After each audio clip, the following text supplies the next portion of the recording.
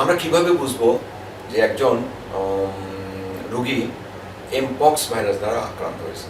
তো এখন আমি খুব শর্টলি আমরা বলতে চাচ্ছি যে লক্ষণগুলি, প্রথম যে লক্ষণ সেটা হচ্ছে র্যাশ, শরীরে র্যাশ হবে এবং র্যাশটা it starts from the face, মুখমণ্ডল থেকে এটা শুরু হবে এবং পরবর্তী সময় এটা স্প্রেড হয়ে এটা হাতে, পায়ে, শরীরের বিভিন্ন জায়গায় এটা ছড়িয়ে যাবে।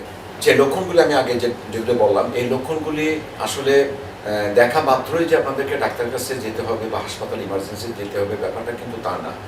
আপনারা প্রাথমিকভাবে বাসায় যে কাজগুলি করতে পারেন সেটা হলো, প্রথম যে জিনিসটা করতে হবে সেটা জ্বরটা কোনোভাবেই বাড়ানো যাবে না।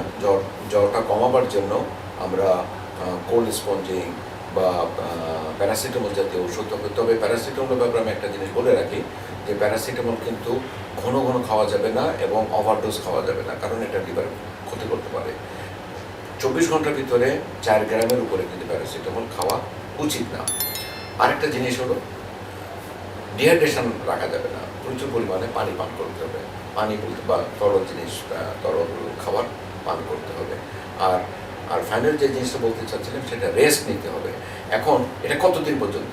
এটা দেখা গেল যে 4 দিন, 5 দিন, 6 দিন, তারপরে দেখা যাচ্ছে যে কোনোভাবেই জ্বরটা কমতেছে না, শরীরে ব্যথা বেড়ে যাচ্ছে, র্যাশটা পুরো শরীরে ছড়ায় যাচ্ছে এবং এই সময় তখনই কিন্তু ইট ইজ অ্যালার্মিং সাইন।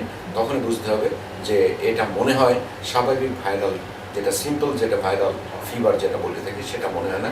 তখনই কেবল যখনই দেখবেন, আমি আবার বলি, যখনই দেখবেন যে জ্বরটা কোনোভাবে কমতেছে না, শরীরের ব্যথাটা ক্রমান্বয়ে বেড়ে যাচ্ছে, র্যাশটা পুরো শরীরে ছড়িয়ে যাচ্ছে, এই ধরনের লক্ষণটা, এবং ভাইটালি আনস্টেবল হয়ে যাচ্ছে, প্রেশারটা আপ ডাউন করে প্রেশারটা কমে যাচ্ছে এবং সিভিয়ার ডিহাইড্রেশন হয়ে যাচ্ছে, তখনই কেবল একজন হাসপাতালে যাওয়া লাগবে এবং একজন বিশেষজ্ঞ চিকিৎসক, স্পেশালি মেডিসিনের চিকিৎসকের শরণাপন্ন হবেন এবং ওনার পরামর্শ অনুযায়ী আপনারা ব্যবস্থা নেবেন। Thank you.